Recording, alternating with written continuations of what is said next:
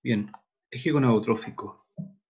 El eje gonadotrófico se encuentra referido a las características que tienen las regulaciones desde el hipotálamo hasta la producción de hormonas sexuales, tanto femeninas como masculinas, como asimismo también a la regulación de otras funciones asociadas, paralelas, la producción de gametos particularmente. Entonces el hipotálamo fabrica GnRH, actúa sobre la adenohipófisis para que produzca hormonas folículo estimulante y luteinizante, y estas actúan sobre las gónadas respectivamente produciendo hormonas sexuales. Estas hormonas sexuales a su vez realizan dos tipos de feedback: un feedback corto a nivel de adenohipófisis y otro más largo a nivel de hipotálamo.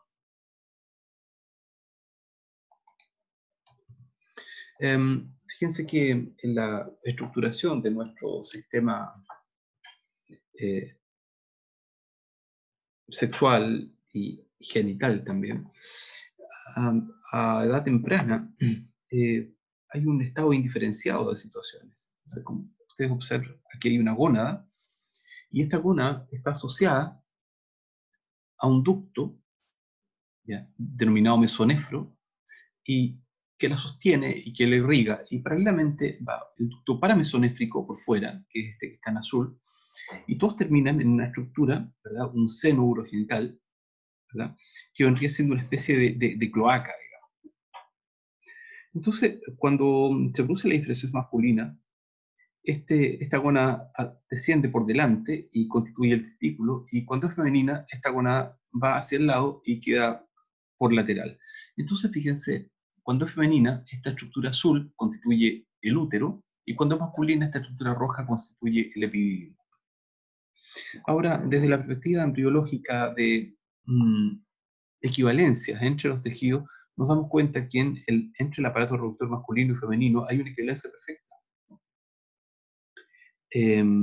Glande del pene, glande del clítoris, prepucio del pene, prepucio del clítoris, cuerpo del pene, cuerpo del clítoris, ¿verdad? Labios mayores, bolsas escrotales, y obviamente aquí se presentan los labios menores, no tenemos esta estructura, ¿verdad?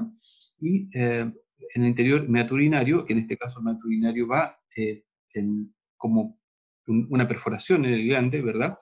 Y posteriormente vemos también que está el canal vaginal. Ahora, en anatomía de Netter, en un corte sagital, medial, bueno, casi medial en este caso, paramedial, vemos aquí, ¿verdad?, el útero, el cuello uterino, el ovario, la fimbria uterina, aquí adelante la vejiga, esto es la sínfisis púbica, aquí vemos el meato urinario y aquí vemos el canal vaginal y la cervix uterina. En este caso, aquí vemos el pene, ¿verdad?, hacia arriba, perdón, y desde el testículo, una proyección del conducto deferente que va por encima de la vejiga, pasa por las vesículas seminales, se inserta hacia la próstata, pasa por las glándulas vulvoretrales e ingresa al pene y termina en el meato urinario. Luego, el útero, fíjense ustedes, es una estructura que va modificándose a lo largo de la vida: recién nacido, 4 años, pubertad, edad adulta, sin hijos, adulta con hijos y mujer posmenopáusica. Y fíjense ustedes que entre la pubertad y la mujer posmenopáusica, el útero tiene cierta similitud respecto del tamaño, pero no así de la densidad y de las características propias del tejido, puesto que el útero en la pubertad es un tejido, ¿verdad?, ampliamente vascularizado de músculo liso. En cambio, acá se produce un tejido más bien fibroso. Hablemos ahora de dos hormonas clave en estos procesos de regulación eh, del funcionamiento gonadal: FSH y LH. Ambas hormonas son producidas por células gonadotrófas que se ubican en la adenohipófisis. Y son hormonas obviamente de naturaleza glicoproteica. Aquí tenemos la FSH y ahí tenemos la LH, ¿verdad? Son hormonas bastante diferentes en realidad entre sí, y sus subunidades también tienen una ubicación bastante distinta, obviamente. Estas hormonas, particularmente LH, por ejemplo, en la mujer inicia la esteroidogénesis. ¿Dónde? En los folículos ováricos. En cambio, los varones estimula las células de Leydig, ¿verdad?, en el testículo, entre medio de los ductos seminíferos, para producir testosterona. Aquí tenemos un modelo de, de la acción de FSH. Entonces aquí tenemos el folículo de Graf, ¿verdad?, también llamado folículo ovárico simplemente. Aquí está el ovocito tipo 2, ¿verdad?, cubierto de estas células, ¿verdad?, granulosas, y entonces por fuera, ¿verdad?, tenemos bueno, una lámina basal, ¿verdad?, y la teca interna, y luego más al exterior la teca externa. Entonces, en este borde, ¿verdad?, donde están estas células de la teca interna, entonces estas células de la teca tienen receptores para LH. Cuando LH se asocia a este receptor, se forma AMP cíclico, y este AMP cíclico, mediante una proteína quinasa A, digamos, permite la captura del colesterol, el cual es transformado en androstenodiona. Luego, esta androstenodiona pasa hacia la célula de la granulosa, y entonces aquí es donde actúa la FSH, porque el receptor de FSH genera AMP cíclico para una proteína quinasa A, y esta proteína quinasa A, ¿verdad?, permite la activación de una enzima llamada aromatasa porque en realidad las estructuras hormonales son aromáticas, ¿verdad?, desde el punto de vista químico, y entonces esta androstenodiona se transforma en estrona, y esta estrona finalmente en estradiol. Y este estradiol es liberado hacia el sistema sanguíneo. Bien, la FSH actúa en la mujer, ¿verdad?, estimulando el desarrollo de los folículos ováricos como tal y su secreción de estradiol, como ya lo hemos explicado. Entonces, la adenopófisis fabrica FSH, la FSH actúa sobre el ovario, ¿verdad? El ovario genera la maduración, produce estradiol simultáneamente, y mientras ocurre el proceso, aparece entonces el fenómeno ovulatorio, asociado por un pic importante de FSH y LH. Una vez que eso ocurre y pasa el tiempo, ¿verdad?, esta estructura sigue produciendo estradiol, pero paralelamente esta estructura que envejece produce progesterona. Aquí tenemos el ovario, ¿verdad?, y aquí tenemos las células en un estado más bien de, de mantención, de stand-by, y entonces a medida que comienzan a aparecer los folículos, ¿verdad?, y maduran, bueno, este folículo permite la ovulación, ¿verdad?, y luego esta estructura genera una fuerte transformación con apoptosis y dilución celular, entonces genera un cuerpo lúteo que produce progesterona y finalmente un cuerpo albicans que queda como una cicatriz dentro del ovario. Entonces fíjense ustedes qué interesante, está en la pared del endometrio, y entonces aquí está ocurriendo la menstruación entre el día 1 y el día 5 aproximadamente, ¿verdad? Luego comienza a repararse o a una fase proliferativa en realidad de las células endometriales, de modo que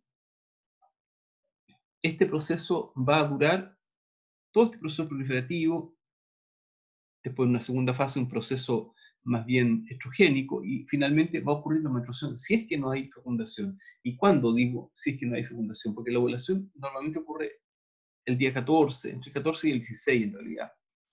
Y entonces este proceso ovulatorio debería, si es que hay fecundación, ¿verdad?, debería permitir tener una pared uterina en condiciones para anidar ese huevo recién fecundado.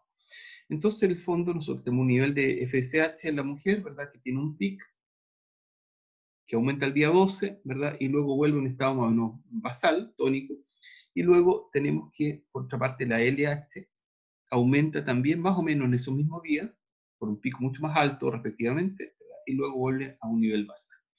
Entonces, paralelamente, comienzan a aumentar los estrógenos que se preparan para el proceso ovulatorio, y luego los estrógenos descienden y comienza a aumentar la progesterona, haya o no haya habido eh, fecundación. Entonces, si finalmente el huevo es descartado, entonces el endometrio se descama y vuelve a ser un nuevo ciclo. En los machos, tanto en ratas como en humanos, ¿verdad?, la FSH junto con la hormona testosterona, ¿verdad?, se requiere para mantener el conteo y la función normal de espermatozoides. Si FSH disminuye, por ejemplo, baja la tasa de conteo de espermatozoides. Y también, por supuesto, fíjense una cosa interesante, afecta la calidad del esperma restante. O sea, de alguna manera, esto es un ducto, ¿verdad? Un canal seminífero dentro del espermatozoide. Entonces, esto que vemos en el centro es el lumen del canal, donde ya están los espermatozoides maduros listos para salir. Entonces, en el fondo, uno dice, aquí hay una gradiente de producción de, de células, desde el borde, digamos, de las células inmediatamente germinales, hacia el interior del tubo, o sea, hacia el lumen, ¿verdad? Donde están ocurriendo diversos procesos de meiosis tipo 1 y meiosis tipo 2. Entonces, aquí hay una primera fase que se denomina fase FSH dependiente y una segunda fase que se denomina fase testosterona dependiente. En el sentido de que si FSH falla, por ejemplo, bueno, obviamente también va a fallar la fase de testosterona. Aquí está el testículo, ¿verdad? Con la cantidad de ductos en el interior, los ductos seminíferos, y esto, la estructura del epidimo, que en el fondo también es un sistema tubular, y el ducto deferente. Aquí tenemos una imagen de microscopía óptica mostrando el túbulo seminífero, ¿verdad? Y aquí, entre medio, estos triangulitos, ¿verdad? Que son acúmulos de células de Leydig capaces de producir testosterona. Y aquí tenemos una especie de resumen de toda la tabla,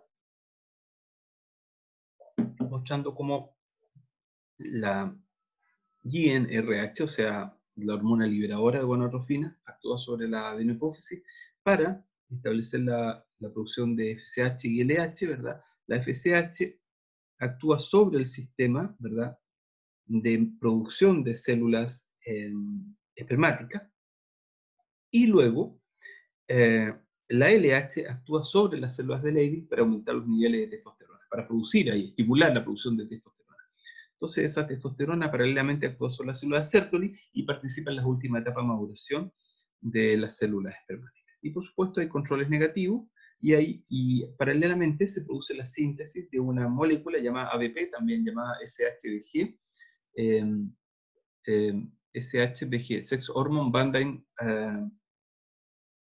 Globulin, que es una molécula que se liga a testosterona y permite que haya una fracción libre de hormona y otra fracción unida a esta proteína. Bueno, la ampliación de la foto está muy bonita, esta confucina ácida aparece, y entonces ahí vemos las espermátidas ya y ahí los espermatozoides maduros. Y aquí, como siempre, las células de Leydig. Ya está. Prolactina. Prolactina es una hormona muy importante porque está asociada a los procesos de producción de leche primariamente en mamíferos. Por lo tanto, prolactina es la hormona que dirige todo un linaje evolutivo de animales donde las crías recién nacidas se alimentan a partir de sus madres. Entonces, la prolactina es una hormona, ¿verdad?, de 199 aminoácidos, una molécula proteica, ¿verdad?, que tiene regiones glicosiladas y no glicosiladas. ¿Verdad? Me imagino que eso lo vieron en bioquímica o en biología celular, y tiene muchos efectos, entre los cuales el más importante indudablemente es la lactancia, ¿verdad? Entonces, aquí vemos una glándula mamaria de una mujer que no está en preñez, una mujer en preñez temprana y en preñez tardía. Y si ustedes se fijan, cambia el volumen de la glándula mamaria, pero además de eso, cambia el botón mamario. La areola mamaria se hace más pigmentada, ¿verdad? Y esto es una señal para el proceso que posteriormente va a significar que el recién nacido, que además tiene muy mala vista, sea capaz de enconchar este pezón y colgarse a él y amamantar. Además, el pezón tiene un ligero aumento de temperatura respecto al resto de la superficie inmediatamente adyacente a la glándula mamaria, lo que permite también que por sensor bucal sea capaz de encontrarlo. Aquí tenemos la glándula mamaria antes de la etapa de preñez y luego en lactancia. Y si ustedes se fijan, ¿verdad?, había una enorme proliferación de este tejido que son los lobulillos, ¿verdad?, lacticíferos, conjuntamente con los canales lacticíferos y ductos lacticíferos hacia la estructura del pezón. ¿Cómo funciona la liberación de la regulación de liberación de prolactina? En fin, lo que se sabe hasta ahora es lo siguiente. Hay unas células aquí dopaminérgicas que cuando liberan dopamina, en el fondo bloquean la producción de prolactina en la adenohipófisis. Entonces, luego, este circuito se mantiene suprimido siempre cuando no hay preñez. Sin embargo, cuando actúa el proceso de preñez, por alguna razón, ya sea por elementos asociados a la placenta y otros circuitos como bypass de regulación, ¿verdad? Permiten que se reduzca la producción de dopamina. Al reducirse la producción de dopamina, de inmediato se pierde el freno que había sobre las células lactotropas de la adenopófisis y entonces se inicia la producción de prolactina. Y esta producción de prolactina, a la vez, ¿verdad?, está asociada posteriormente con otros estímulos, como el estímulo de succión, por ejemplo, de la cría en la madre, que va a aparecer a activar una serie de factores prolactinérgicos que van a disminuir más aún la producción de estas neuronas dopaminérgicas. Y esto, ¿verdad?, permite entonces un circuito de estimulación para producción de prolactina. Otra cosa interesante, fíjense, es que al interior del sistema celular de la glándula mamaria, por eso este tránsito entre esta glándula mamaria y esta, está referido al hecho de que en el interior el receptor para prolactina que se dimeriza genera el gatillo de una serie de, río abajo, de una serie de proteínas como las YAC quinasas, las STAT, las MAP quinasas, la vía KT, por ejemplo. Y entonces las vías STAT, por ejemplo, inducen proliferación y diferenciación de las células, ¿verdad?, que constituyen en el fondo el tejido lacticífero.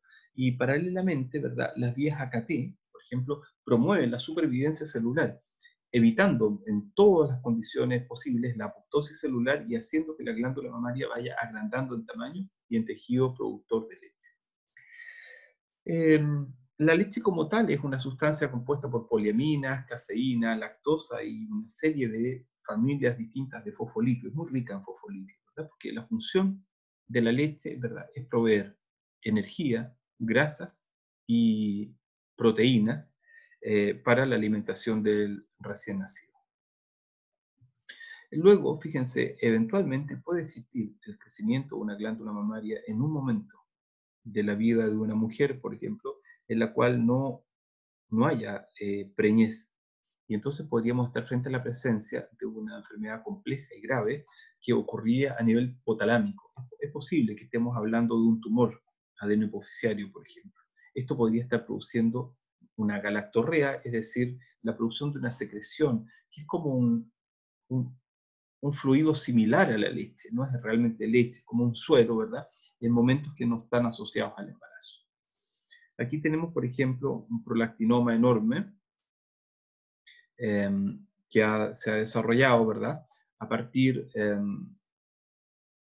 probablemente de células malignizantes asociadas al sistema adeno-hipoficiario.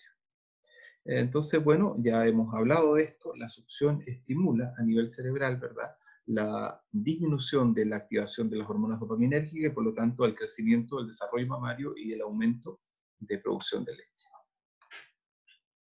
Esto también puede resumirse, ¿verdad?, de la siguiente manera: la succión actúa sobre la glándula mamaria, esto lleva señales al hipotálamo, ¿verdad? El hipotálamo estimula la producción de LH y FSH, esta actúa a nivel de ovario, en el ovario se producen estrógenos, y los estrógenos son en el fondo redundantes para la producción de, de prolactina. Bueno, estas son hormonas de la glándula hipófisis intermedia. La glándula hipófisis intermedia produce una serie de sustancias dentro de las cuales no hay mucha claridad si se afectan, cómo se afecta a la salud humana. Dentro de ellas las beta-lipotropinas, por ejemplo, las alfa, beta y gamma MSH.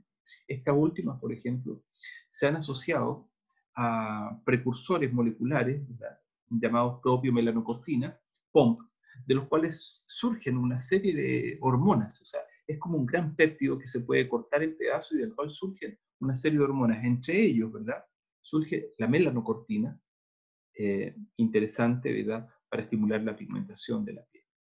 Entonces aquí tenemos tirosina, dopa, ¿verdad?, dopaquinona, y aquí se mete al sistema en la síntesis de moléculas que son pigmentarias, la eumelanina y por otro lado la feomelanina. Ya está. Ahora hablemos de la neurohipófisis. La neurohipófisis, fíjense, es la porción posterior, o sea, teníamos la adeno anterior y la porción posterior de la hipófisis, y en esta porción posterior, a diferencia de la anterior, está comandada directamente por flujos neuronales que están ubicados, ¿verdad?, en las porciones paraventriculares y más bien del hipotálamo posterior. Y entonces, aquí tenemos dos secreciones fundamentales, vasopresina y oxitocina. Hablemos de la primera. Vasopresina, ABP, o también llamada ADH, es una hormona, ¿verdad?, que se estimula cuando hay disminución en forma normal, cuando hay, o fisiológica, cuando hay disminución en la ingesta de agua.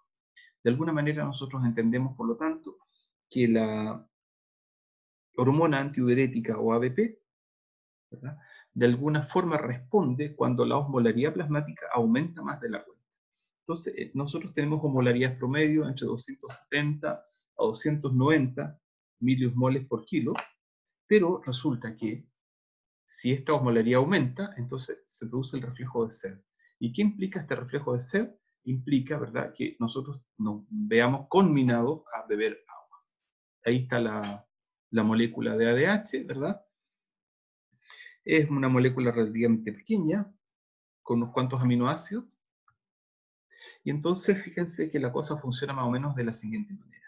Entonces, a nivel de hipotálamo hay osmorecepción, es decir, el hipotálamo se da cuenta más o menos de cuáles son los niveles de salinidad, ¿verdad?, del plasma sanguíneo, y por lo tanto, sobre esa base es capaz de producir la sensación de sed. La sensación de sed nos hace beber agua y por lo tanto reducir la osmolaridad plasmática. Al reducir la osmolaridad plasmática, ¿verdad?, entonces se bloquea la producción de hormona antidiurética y entonces, por el contrario, se produce hormona antidiurética. La hormona antidiurética estimula. No, lo hemos dicho al revés. Cuando tomamos agua, ¿verdad?, disminuimos la osmolaridad plasmática y se estimula la producción de orina. Por el contrario, si dejamos de beber agua, cuando aumenta la osmolaridad plasmática, eso genera un estímulo suficiente para que se produzca ADH. Entonces, esta ADH, ¿verdad?, actúa sobre el sistema renal, ¿verdad?, particularmente sobre los túbulos distales, donde puede ocurrir la última oportunidad de recuperación de agua. Y entonces la hormona en cuestión empieza a recuperar el agua y a evitar que salga por la orina.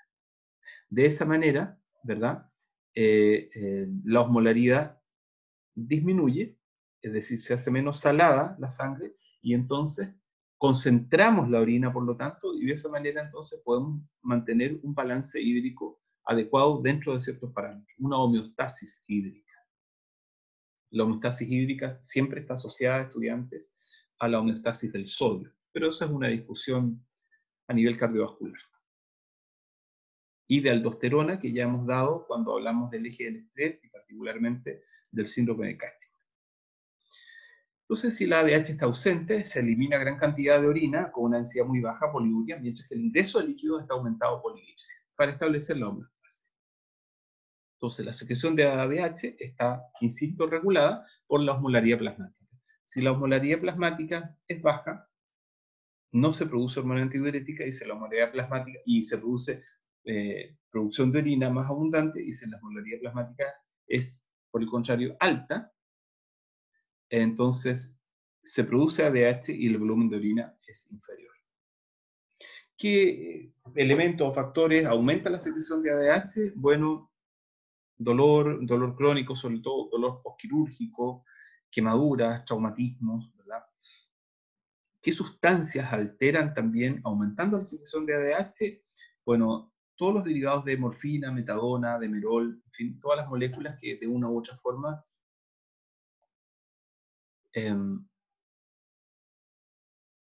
tienen indirectamente un efecto prohipertensivo. En segundo término, todas las drogas colinérgicas y beta-adrenérgicas, nicotina también, y todas las moléculas proinflamatorias como las prostaglandinas. Quienes disminuyen la secreción de ADH como efecto, el alcohol, los glucocorticoides y fenitoína sódica. Esta última es un anticonvulsivante cuyo mecanismo de acción es alterar los tiempos de recuperación de los canales de sodio en las neuronas. Entonces, la neurona pasa del canal de sodio de estado cerrado a abierto a inactivo, y de inactivo nuevamente a cerrado. Entonces, ese tiempo de inactivo a cerrado se prolonga un poquito más a partir de fenitoína sódica. Entonces, fíjense ustedes que el alcohol particularmente es interesante porque ustedes tienen la experiencia, me imagino, o han visto a personas, ¿verdad?, que cuando beben alcohol tienden a eliminar más líquido, más volumen, ¿verdad?, de orina. Y esto es precisamente por la supresión de la secreción de hormona ADH, lo que hace que un sujeto que haya ingerido alcohol después sufra un estado de deshidratación aguda. Bueno, y aquí, resumiendo a propósito de hipertensión, ¿verdad? La neurohipófisis entonces produce ADH o ABP o vasopresina, como ustedes quieran. Esta estimula indirectamente la vasoconstricción, incrementa la presión arterial, pero por otra parte incrementa la reabsorción de agua, incrementando el volumen sanguíneo y por lo tanto, redundantemente, incrementando la presión arterial.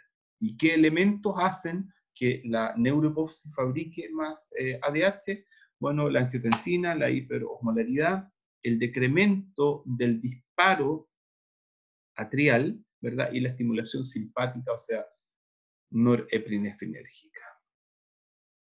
Oxitocina.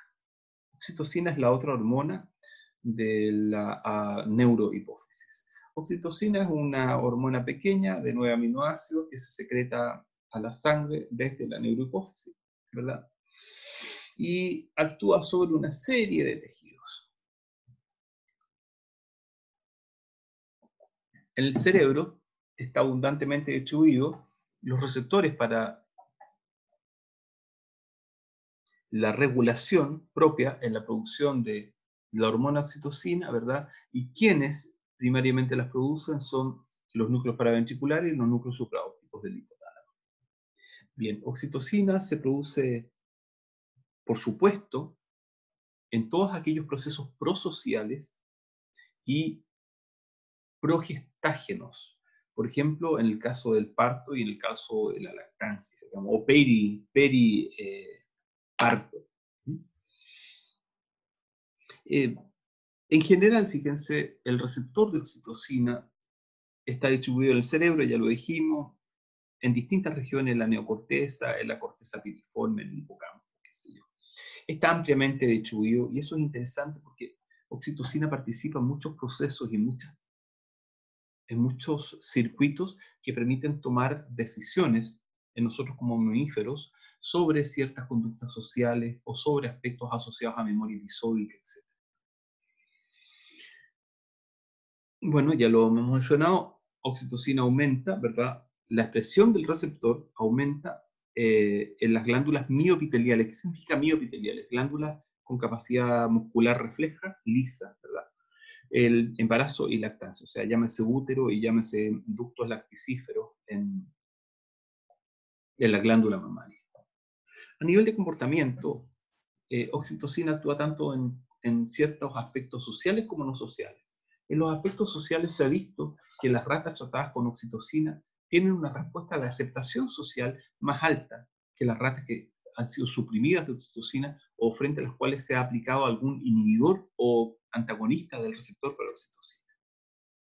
Y en segundo término, fíjense, oxitocina también afecta a otros elementos no sociales, como por ejemplo la memoria. Esto es muy interesante, fíjense. Aquí tenemos, por ejemplo, una gráfica, ahí está la referencia, ¿verdad? Donde se hace un estudio sobre memoria de reconocimiento. Y entonces, lo que está en negro son placebos y lo que está en gris es oxitocina. Y si ustedes se fijan en general, digamos, por lo menos, de estas 4 desplazamientos de curva, 3 tienen diferencias indicativas entre aquellos que reciben oxitocina versus aquellos que reciben placebo. A nivel de ansiedad y depresión, no está muy claro, cuáles pueden ser los mecanismos implicados, pero se ha dicho que oxitocina podría facilitar la salida de los estados depresivos o del modelo de desesperanza aprendida en ratas, que como es el equivalente de depresión en humanos.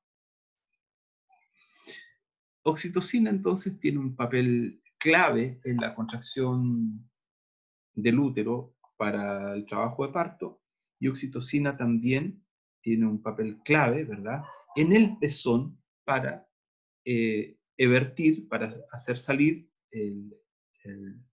la secreción de leche desde los ductos lacticíferos. Aquí hay una tabla resumen, ¿verdad?, mostrando los estrógenos, que siempre son sinérgicos, ¿verdad?, con oxitocina para el trabajo de parto, que a su vez estimula la producción de prostaglandinas, porque recuerden que las prostaglandinas son moléculas muy importantes del trabajo de parto. Permiten procesos proinflamatorios y de alguna manera nosotros entendemos que este tejido muscular necesita incrementar, ¿verdad?, su densidad debido a una inflamación aguda para permitir un trabajo de parto más abundante. Se le ha denominado también a oxitocina hormona amorosa, hormona del amor, porque regula el comportamiento y la conducta sexual de mamíferos en general, de todos los mamíferos.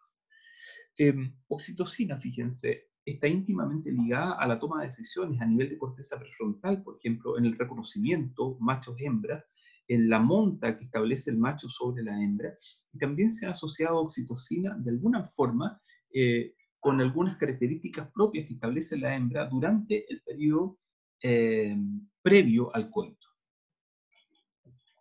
Asimismo, fíjense, se ha demostrado que oxitocina se encuentra asociada en un estudio con chicos de espectro autista, a la sensibilidad social. De alguna manera, los chicos de espectro autista, nosotros ya entendemos en forma previa que son chicos cuya capacidad de empatía o sensibilidad social es baja.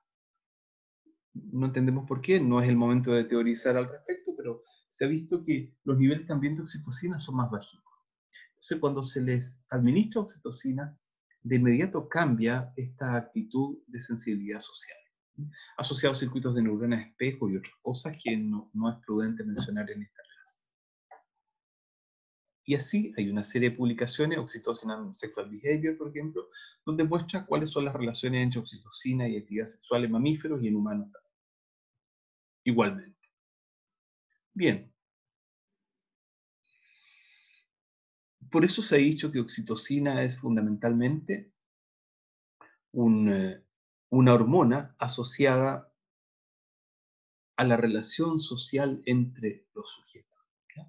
Hay estudios interesantes que muestran que oxitocina podría estar relacionada con la corteza cingulada anterior, tanto dorsal como ventral, fíjense, que son cortezas interesantes porque están muy cerca del sistema límbico y entonces son cortezas que participan en nuestra toma de decisiones. Bien, eso sería todo, estimados estudiantes.